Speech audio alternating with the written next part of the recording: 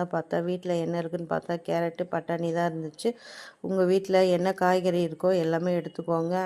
உருளைக்கிழங்கு, beans, cauliflower எது வேணால் ஆட் பண்ணிக்கலாம். ஸோ நம்ம இருக்கிறத வச்சு எப்படி செய்கிறோம் அப்படின்றது பார்க்கலாம்.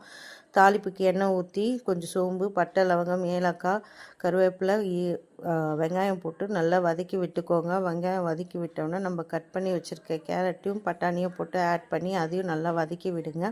அதுக்கப்புறம் இஞ்சி பூண்டு பேஸ்ட்டு 1 ஸ்பூன் போட்டுக்கோங்க. அதையும் நல்லா வதக்கி விட்டதுக்கப்புறம் இதுக்கு தேவையான அளவு கல் உப்பு ஆட் பண்ணிக்கோங்க. கல் உப்பு ஆட் பண்ணதுக்கப்புறம் நம்மளுக்கு 2 தக்காளி கட் பண்ணி வச்சுருக்கோம். ஸோ 2 தக்காளியை அரைச்சும் போடலாம், ஆக்சுவலாக கட் பண்ணியும் போடலாம். அரைச்சி போட்டால் கலர் கொஞ்சம் மாறும். ஒயிட்டாக தக்காளி கட் பண்ண தக்காளியும் ஆட் பண்ணிக்கிறேன். நான் பொடியாக தான் போட்டிருக்கேன்.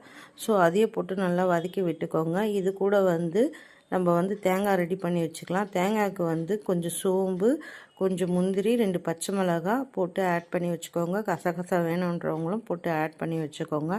போட்டு மிக்சியில் போட்டு நல்லா அரைச்சி அது பால் எடுத்து தனியாக வச்சுக்கோங்க. அப்படியே நம்ம அரைச்சி போட போகிறதில்ல. பால் நல்லா ஃபில்ட்ரு பண்ணி எடுத்து வச்சுக்கோங்க. அதுக்குள்ளே வதங்கின காய்கறியில் அப்புறம் நமக்கு தேவையான அளவு கொஞ்சம் தண்ணி ஆட் பண்ணுங்கள். நான் இது கட்டி குருமா மாதிரி செய்யாமல் கொஞ்சம் இடியாப்பத்துக்கு நல்லா பிசைஞ்சு சாப்பிட்ற அளவுக்கு நான் கொஞ்சம் தண்ணியாக தான் ஆட் பண்ண போகிறேன்.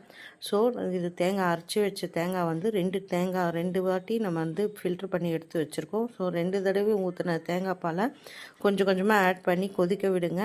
இப்போது நம்மளுடைய ஒயிட் குருமா ரெடி. இது மேலே நம்ம கொத்தமல்லியும் தூவி ஆட் பண்ணணும். சூப்பராக இருக்கும்.